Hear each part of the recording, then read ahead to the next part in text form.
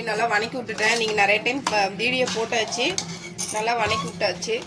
தெரியுதுங்களா, வணங்குது.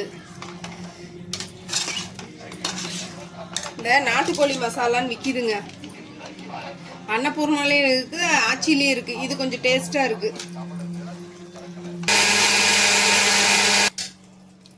தேங்காய், பொட்டுக்கடலை, கசகசா பாருங்க, கெட்டியாக இருக்கும். தண்ணி அந்த அளவுக்கு ஊற்றணும். பொட்டுக்கடலை ஊற வச்சு மிஷினில் கொடுத்து அரைச்சிக்கலாம். மத்தியானத்துக்கு மீன் எடுத்து வச்சிருக்கேன், சங்கரா மீன். பாருங்க, சின்ன மீன் தான், இதுதான் கொஞ்சம் டேஸ்ட்டாக இருக்கும். மத்தியானத்துக்கு இது செய்யலாம். இப்போ காலைக்கு நாட்டுக்கோழி. இது வந்து கழுவி உப்பு போட்டு கழுவி எடுத்து வச்சிருக்கேன். இதில் வந்து புளி தண்ணி ஊற்றி ஃப்ரிட்ஜில் எடுத்து வச்சிட்டோம்னா மீன் கெட்டு போகாது.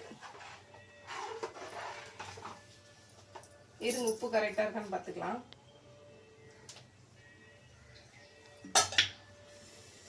உப்பு பத்தல, காரமாக இருக்கா? உப்பு பத்தல, உப்பு போட்டுக்கலாம். இப்போ இதை மூடி வச்சு ஒரு 2 விசில் விட்டா போதும். ஏன்னா நாட்டுக்கோழின்னு தான் சொல்லி கொடுக்குறாங்க, ஆனால் இங்கே எங்கேயுமே நாட்டுக்கோழி ஒரிஜினல் கிடையாது, எல்லாம் கிராஸ் தான். அதனால ஒரு 2 விசில் விட்டு எடுத்துட்டேன் போதும். 4 விசில் விட்டு எடுத்ததுக்கப்புறம் குழம்பு கொதிச்சுன்னு காமிக்கிறேன்.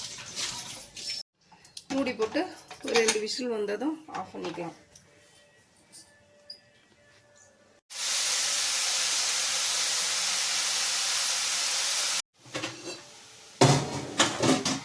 கை வச்சு கலக்கிட்டோமா நம்ம?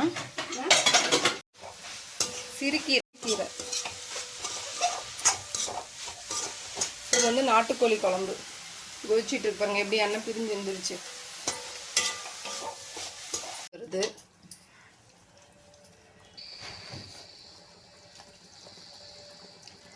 செமையாக இருக்குங்க. காரம், உரப்பு எல்லாமே கரெக்டாக இருக்குது. பாத்திரத்தில் மாற்றிக்கலாம், ஆஃப் பண்ணிடலாம். வடசட்டி காஞ்சிருச்சு. மிளகு ஜீரகம் போட்டுக்கலாம். மிளகு ஜீரகம் கொஞ்சம் போட்டு, பூண்டு, மீன் குழம்புக்கு பூண்டு, சின்ன வெங்காயம், பூண்டு,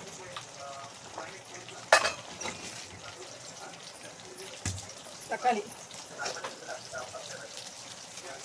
நல்லா பழமாக எடுத்துக்கலாம். தக்காளி நல்லா இப்படி முழுசாக போடுறது, நல்லா கரைஞ்சி வரணும். மீன் குழம்புக்கு முழுசாக போடுறது நல்லா கரைஞ்சி வரணும்.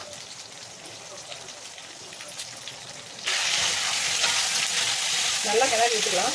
பாருங்க, நல்லா வணங்குதுங்களா? நல்லா வணங்கிட்டோம். கருவேப்பிலை நல்லா மரத்தில் ஒழிச்சு வந்து பாருங்கள், ஃப்ரெஷ்ஷாக இருக்குது. இது கழுவி தான் எடுத்து ஃப்ரிட்ஜில் வச்சுருக்கேன். இது கொஞ்சம் உருவி போட்டுக்கலாம், கருவேப்பிலை போட்டுக்கலாம், அப்போ தான் நல்லா இருக்கும். கொஞ்சம் உப்பு போட்டுக்கலாம் வணங்குறதுக்கு. இது பாருங்க, நல்லா வணங்கிடுச்சிங்களா? இதை வந்து நம்ம கொஞ்சம் கொத்தமல்லி தூள் போட்டுக்கலாம். கொத்தமல்லி தூள் நிறைய வேணாம், 1 ஸ்பூன் போட்டால் போதும். 1 ஸ்பூன் கொத்தமல்லி தூள் போட்டு நல்லா ஒரு பேக்கெட் பற்றிக்கலாம்.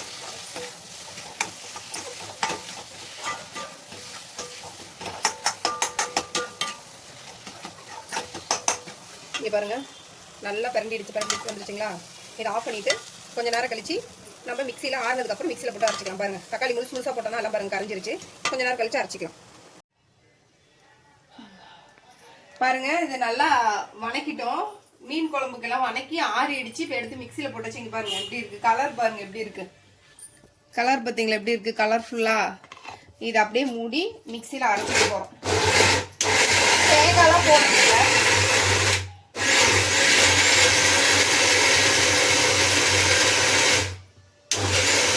சட்டி வச்சாச்சு, எண்ணெய் ஊற்றிக்கலாம். சட்டி நல்லா காஞ்சிருச்சு, எண்ணெய் ஊற்றிக்கலாம்.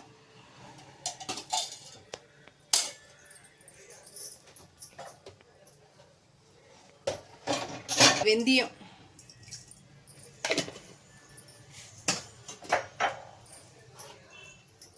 ரெண்டு பெருஞ்சீரகம், சோம்பு நிறைய போடக்கூடாது, 2 கடுகு, மலை சாரல் போல் கடுகு,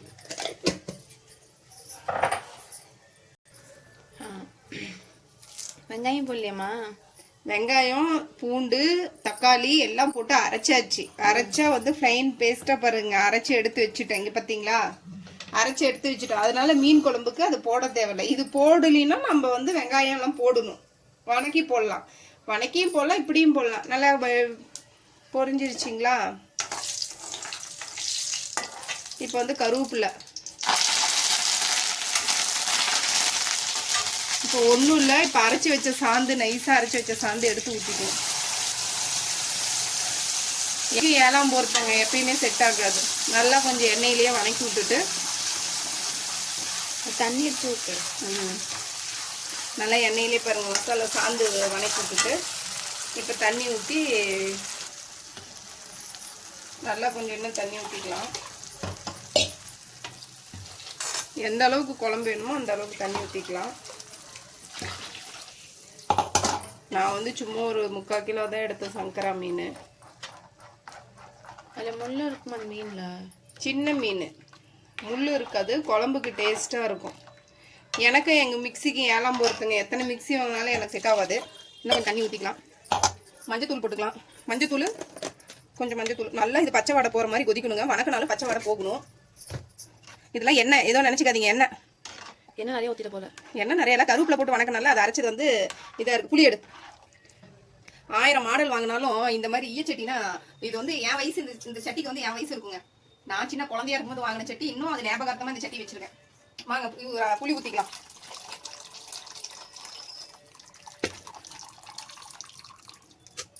நல்லா கொதிக்கணும், பச்சை வாடை போகிற மாதிரி. உப்பு மசாலையும் போட்டிருக்கேன். இது பாருங்க, மீன் வந்து புளி ஊற்றி வச்சிருக்கேன். மீன் கெட்டு போகாமல் இருக்கிறதுக்கு புளி ஊற்றி மீன் வச்சிருக்கேன். உப்பு மஞ்சத்தூள் போட்டு இதை அப்படியே ஊற்றிக்கலாம். ரொம்ப புளிக்காதுமா? புளிக்காது, கரெக்டாக இருக்கும், கரெக்டாக இருக்கும். மீன் குழம்புக்கு மாங்காய் போட்டால் இன்னும் டேஸ்ட்டாக இருக்கும். பாருங்கள், மாங்காய் எப்படின்னா கத்தி எத்தனை நாளைக்கு சாணம் பிடிச்சாலும் கட்டாக மாட்டேங்குதுங்க.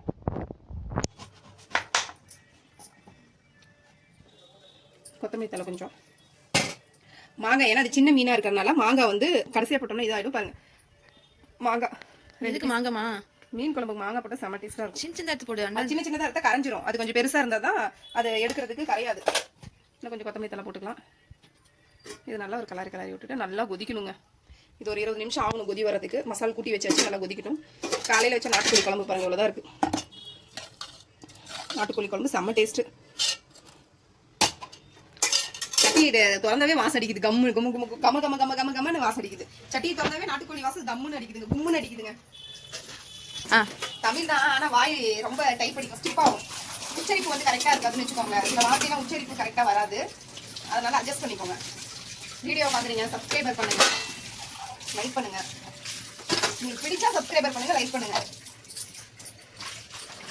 அதே போட்டுக்கலாம் மீன். அது முடியும் ஒரு 1/2 மணி நேரம் கொதிக்கட்டும். அது மூடி வச்சிடலாம், கொதிக்கட்டும் கொஞ்ச நேரம்.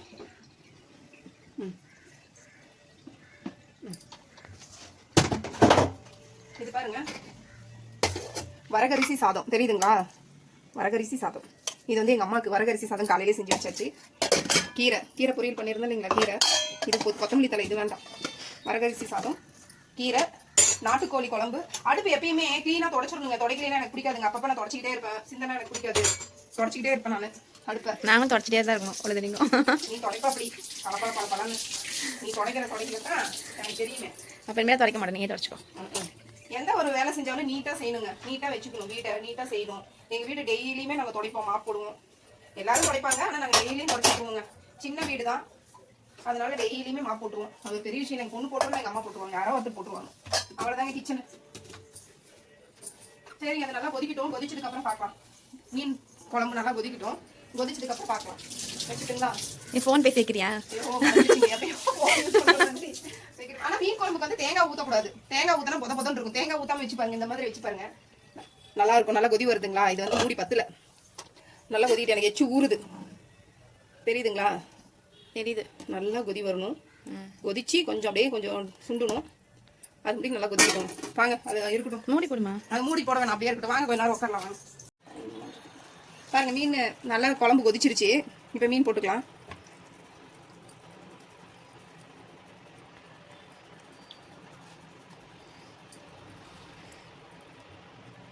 குழம்பு கொதிக்கவே இல்லைம்மா? கொதிச்சிருச்சுமா. பபிள்ஸ் வேலை பாரு, பபிள்ஸ். மீன் போட்டால் வராது. ஏதோ வறுத்துருக்கலாம்ல. இது வந்து மீன் வறுத்தா நல்லா இருக்காது. இங்கே பாருங்கள், நல்லா மீன் போட்டாச்சு. ஒரு 5 நிமிஷம் சிம்மில் வச்சு 5 நிமிஷம் கொதிக்க வச்சா சரியா போயிடும். தெரியுதுங்களா? தெரியுது. ஒரு 5 நிமிஷம் கொதிக்கிட்டோம். சீக்கிரம் சாப்பிடாது. மீன் குழம்பு ரெடி ஆயிடுச்சு.